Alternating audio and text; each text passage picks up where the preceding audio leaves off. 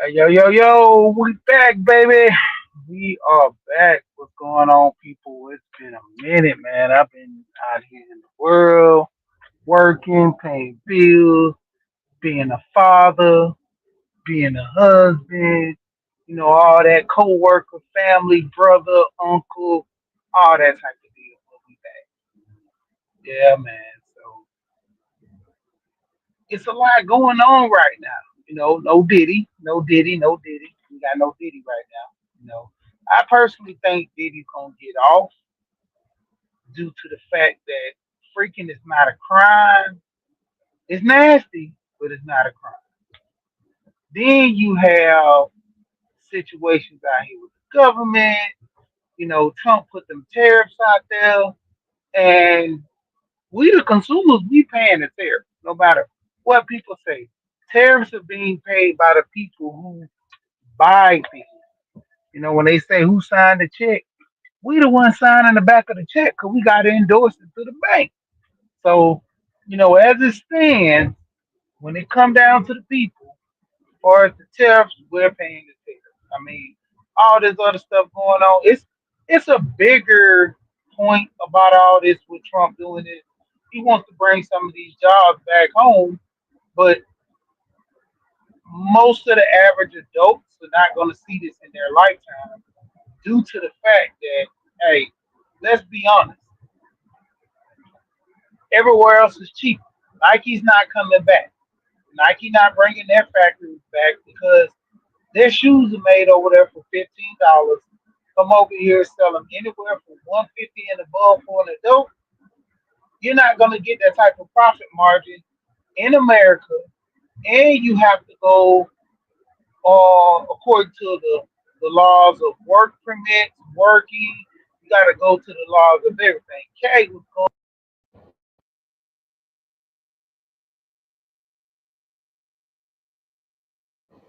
and then going on actually. So it's gonna be kind of hard for us to bring everything all back to America. Like, what's going on? Well, you know that right there. I was just showing you about a house, but I'm gonna get on that in a minute. Actually, back in the day, showing that they had a house for sale like this. But I'm just going over a few current event things. Like I said earlier, no Diddy, no Diddy, Diddy. Like I'm saying it personally, Diddy's gonna get off. He did nothing but actually do some freaky stuff. Yeah, he did hit on Cassie, and that's bad too. But at the same time, the majority of this stuff is just talking about Diddy being a wild boy. You know, being a wild, being wild. I don't see no. I mean, the assault charges, domestic violence, stuff like that. Everybody, we know that this stuff happens, and people, go to jail for it. So that's something that he should go to jail for. I don't see that the man doing 40 years for no domestic violence charge because it's put up in the image of everybody else. You know, just like the Ray Rice, where he beat his wife in the elevator. She forgave him, and I guess that was his girlfriend, but she forgave him, then married him. You know, and the crazy part is, I mean, let's keep it a buck. Diddy wants to be in control of too many things and too much things. So he's a target for the people at large who really have the money that can put him in this place. Because, well, this freaking mama's going on. Let's not get it twisted. Hugh Hefner was the biggest guy that did his thing just like Diddy. Nobody touched Hugh. Hugh had the house. Diddy bought Hugh Hefner's house. So it's not like Diddy bought that house and put those tunnels in there and all that stuff. And they so called saying, for all we know, that could have been a supply of baby oil from Hugh Hefner. But at the same time, like I said, what he was doing, that freak offs and all that, they have stuff. They had a club down here in Atlanta called Trapeze, and it's a swingers club. People do that stuff on the low, but it didn't get that mainstream to the public eye because the backlash of people actually doing stuff like this, and the religious aspect of it is people look and frown upon it. But my thing is, hey, everybody live their life the way they live their life. As long as they ain't hurt nobody and trying to put people in a bad situation, my thing is live your life. And when it come down to it, like I say with the tariffs are going to be the tariffs. We are the people that are going to be paying these tariffs. We're the people that are going to have to set the new tone for, you know, where we live.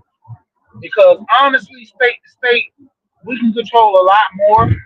We don't put our, efforts into it. Same thing with the government. You know, the whole thing about the Constitution, we the people, and that we all know that we're not the smartest people. So within a situation to where we can turn the government around or rewrite the Constitution, personally, in my opinion, I think we should because there's some things that's still on the books about slavery. There's some things still on the books about, just people in general that, in my opinion, shouldn't be. You know, here's what's going on. Times have changed. And so we have grown as a society to accept different things, different cultures, different ways of life. So having an understanding from that, why are we, still being oppressed by these old laws that's governing this old type of lifestyle and mandate, but they want this new style of money, you know, because as a stand, when racism gets involved, it's promoted, but if you really deep down understand, it's all about the money, you know. If people put their money up, a lot of people will understand. Oh, we had these situations also too. Speaking on this, now that I'm dealing with this, with the shutdowns of Target, shutdowns of Walmart, all these different other, businesses that's suffering when people starting to pull back their dollars. As in America, we see that, our dollar do go far anywhere we spend it. So we, the people in general, not just speaking on black people, but everybody, if you want to, kind of do something towards within your community and help out your fellow man, get together and organize something in. Like they say, put your money where your mouth is, put your money back in your pocket. You know, people talk real quick when they start losing funds. That's when things start to really help out for everybody. When you start losing funds and things are not going so well, that be the case. But shout out to the people in here. Y'all hit that like button. We're gonna keep it pushing. Far as money wise, I like to talk about money situations. I've been, grinding out, working hard. My boys just went to the prom, eighth grade prom. Everybody say that. Man, they got proms in the eighth grade. Yes, they do now. They literally have proms in the eighth grade, and I've seen some kids have fifth grade prom. You know, we always had the dance, but I guess the new the new dance, the prom is the new dance that we had in elementary school. Because we had a fifth grade dance where we go hang out with everybody. Um, eighth grade graduation, all that too, same thing. But hey, and then the new trend is where all these kids are wearing sneakers to the I'm sounding so old school sneakers, tennis shoes, all that to the prom, you know, and what's it called? Sneaker sneaker prom, whatever they have it.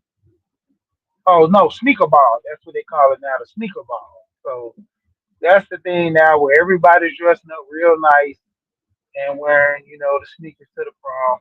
But I mean, it's getting crazy because even the proms in high schools I've seen so far, kids coming in helicopters, and I'm like, one of the only beneficial proms that I like with this young man proposed to his girlfriend during the prom when he had walked out in front of the family. And that was a good gesture, and he actually spent some money on it, and the pictures and everything was well worth it. The guy proposed to his girl doing prom.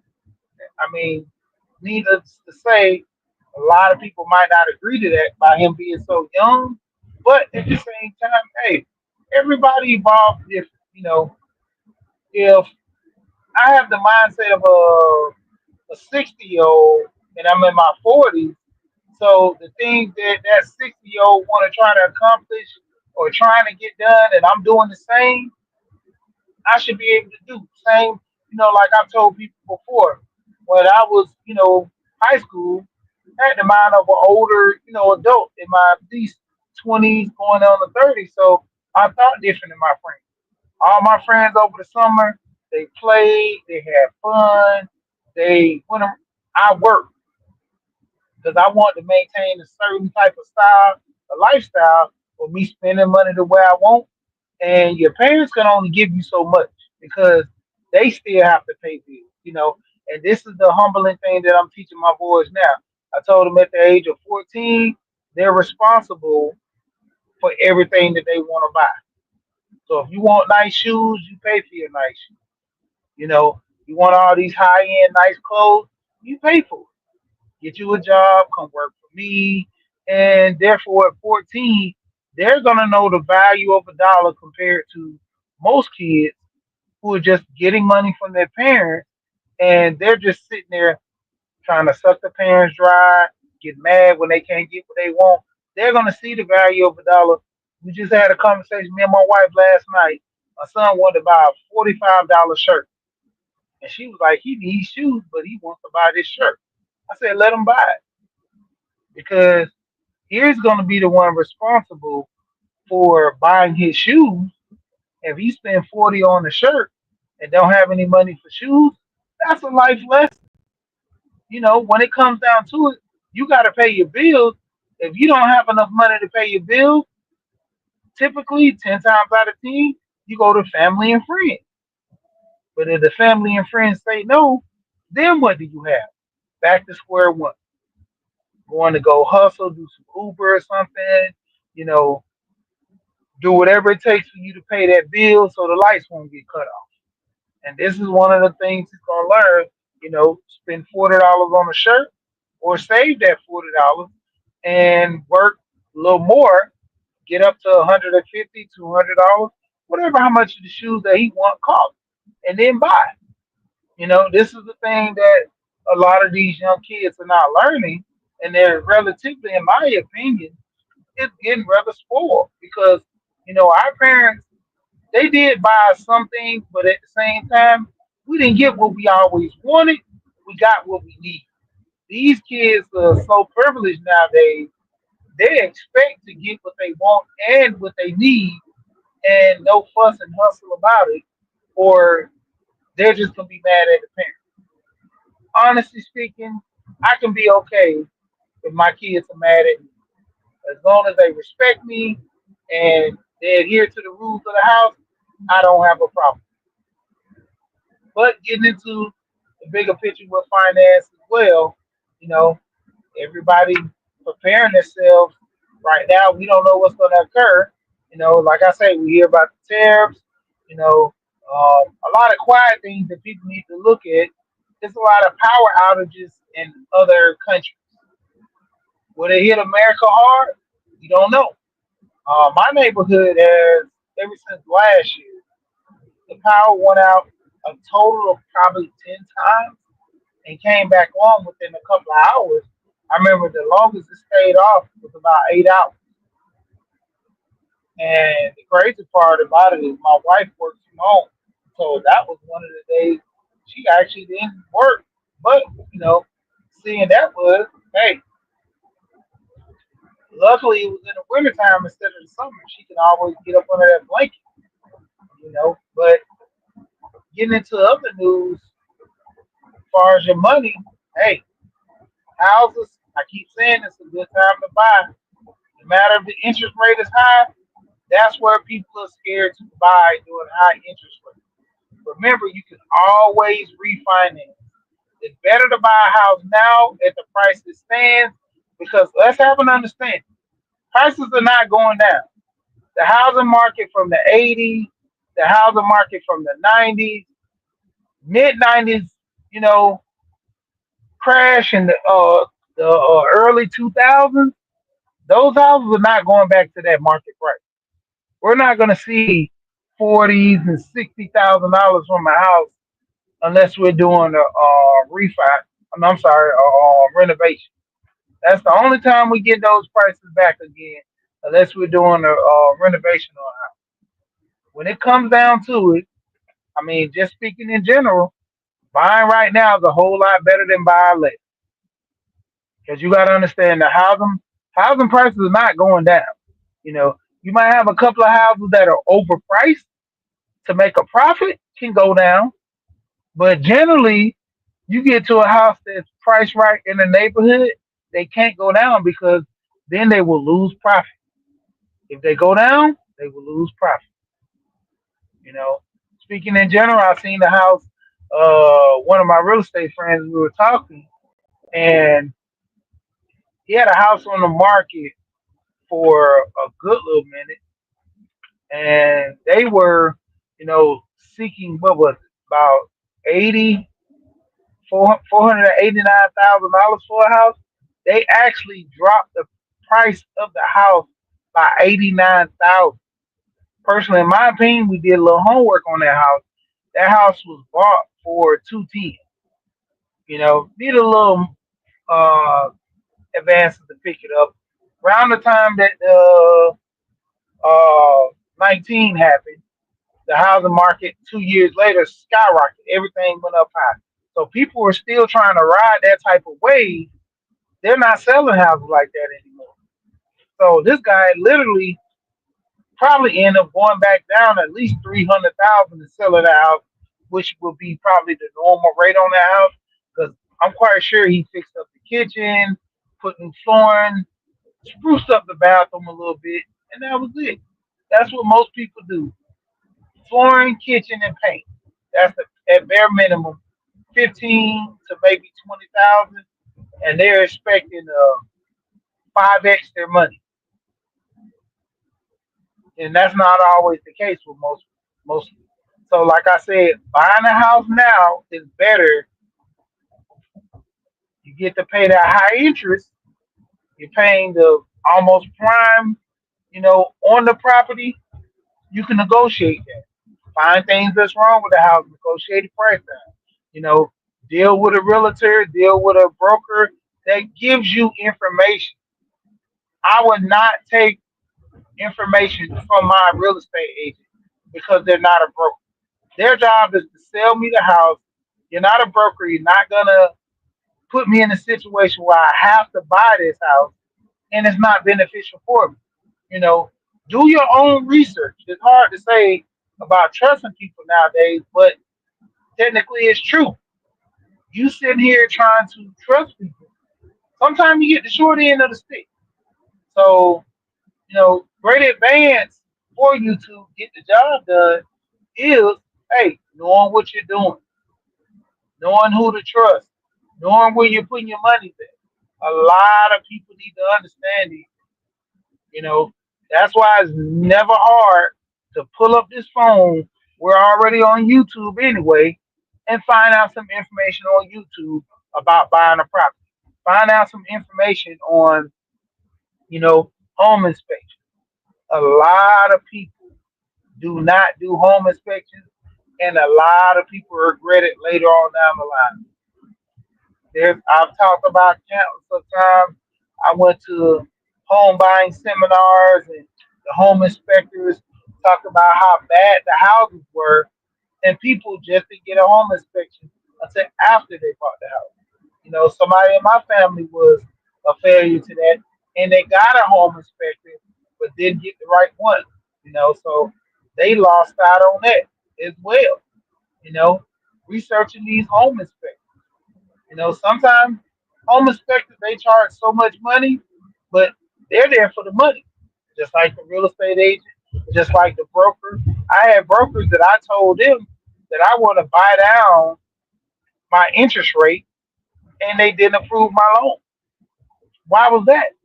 And I talked to one of these brokers that the lady, she was transferring from a agent to a broker, and she actually explained to me that for every point that the broker got me to go up on what they was claiming, that was like anywhere from a $10,000 going in, to the company, which is coming back towards them because you get kickback.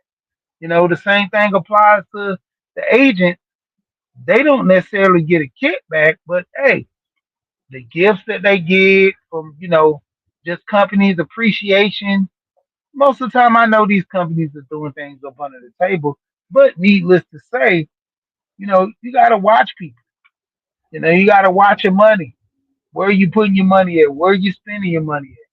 Who's, benefiting off of you buying this house? There's sometimes where you got to look at when you're dealing with the other person's lawyer, when buying the house, are they putting things in the contract that can benefit them and not benefiting you? Hey, you got to understand some of these things. But we can get more into that later on. Shout out to everybody coming through. What's going on, people? I just stopped by real quick, man. I haven't been on in a long time, man. So, hey, I just talk that money. If anybody's here that want to listen, hey, we can listen. You know, Transferring into talking about money, sometimes it goes up and down. And a lot of people want to be entertained, but to the point where, like I say, growing up as a young man, the mindset of me was always to go out and find value.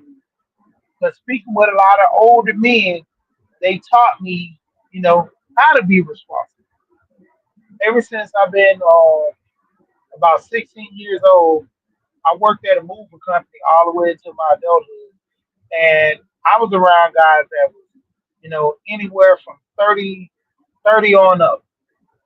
So their mentality had kids, had wives, had houses, was always a grind to get money and to provide. So I adapted that with these older men and, taught me some key things about life as well. So, I've always had an old soul, dealing around a lot of older people, being around a lot of old people, and just to the point of, hey, understanding life. So when it boils down to it, hey, it's up to you how you want to live your life. Just know things that you learn right now can either help you or hurt you in the future.